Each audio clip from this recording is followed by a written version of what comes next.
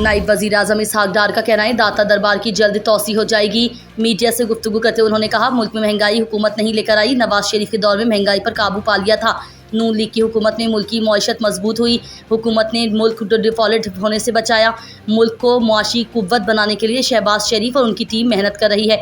उन्होंने मजीद कहा कि पीटीआई पर पाबंदी का फैसला इत्तेहादियों की मुशावरत से होगा। पीटीआई पर पाबंदी का प्रोसेस आइन और कानून के मुताबिक चलाएंगे।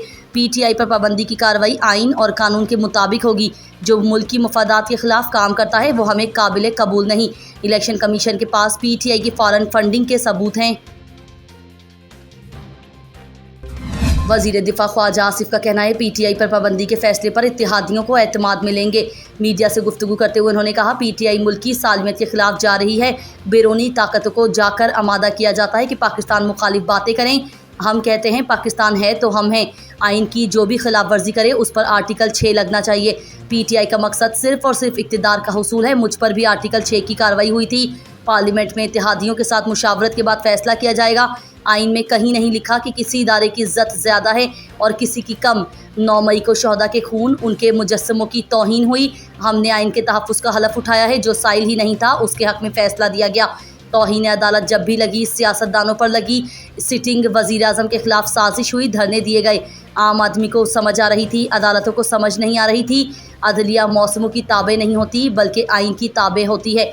सियासत खेलते हुए मुल्क का नुकसान हो रहा है। उन्होंने मजीद कहा पीटीआई के दौर में खुसूसी अदालतें बनी, लोगों को सजाएं हुई। 9 मई मुल्क की तारीख में एक सियाह दिन था। 9 मई को जो कुछ हुआ वो बराह रास्त पाकिस्तान पर हमला था। सबसे ज़्यादा दहशतगर्दी खैबर पख्तूनख्वा में हो रही है। खैबर पख्तूनख्वा हुकूमत ऑपरेशन में हिस्सा लेने से इनकार कर रही है। वज़ीर आला सिंध सैयद मुराद अली शाह ने कहा है कि पाकिस्तान पीपल्स पार्टी किसी भी सियासी जमात पर पाबंदी की कभी हिमायत नहीं करती। रोहड़ी में मीडिया से गुफ्तगू करते हुए उन्होंने कहा कि पीटीआई को साबित करना होगा कि वो एक सियासी जमात है। पीटीआई अपने करतूतों की खुद जिम्मेदार है।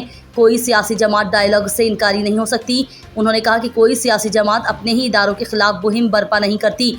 सियासत में गलीज़ ज़बान का इस्तेमाल पीटीआई ही की दीन है। उनका कहना था कि अगर उन्हें हमारी मदद दरकार है तो पहले उन्हें खुद को एक सियासी जमात साबित करना होगा। पीटीआई को जमहूरी सियासी किरदार अदा करना होगा, बसूरत दीगर ये मुश्किल में रहेंगी।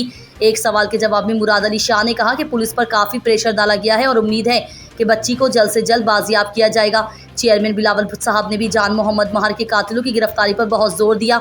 उन्होंने मजीद कहा कि जैसे जैसे हालात हमारे कंट्रोल में आते जाएंगे हम जान मोहम्मद महर के कातिलों को गिरफ्तार करके करार वाकई सज़ा देंगे।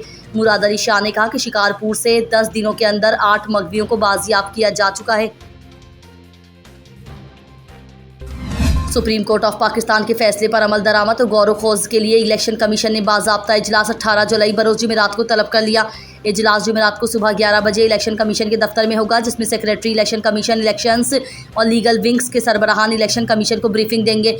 इजलास में सुप्रीम कोर्ट के ऑर्डर की रोशनी में उस पर अमल दरामद के मुख्तलिफ पहलुओं पर गौर किया जाएगा। वाज़ेह है कि सुप्रीम कोर्ट ने बशावर हाई कोर्ट और इलेक्शन कमीशन का फैसला कलअदम करार देते हुए मखसूस नशिस्तें पीटीआई को देने का हुक्म दिया था। सुप्रीम कोर्ट ने तहरीक इंसाफ को पार्लियामेंट और सूबाई असम्बलियों में बतौर जमात भी करार दिया। दूसरी जानिब मखसूस नशिस्तें पाकिस्तान तहरीक इंसाफ को देने के मामले पर मुस्लिम लीग नून ने नज़रसानी दरखास्त भी सुप्रीम कोर्ट में दायर कर दी है।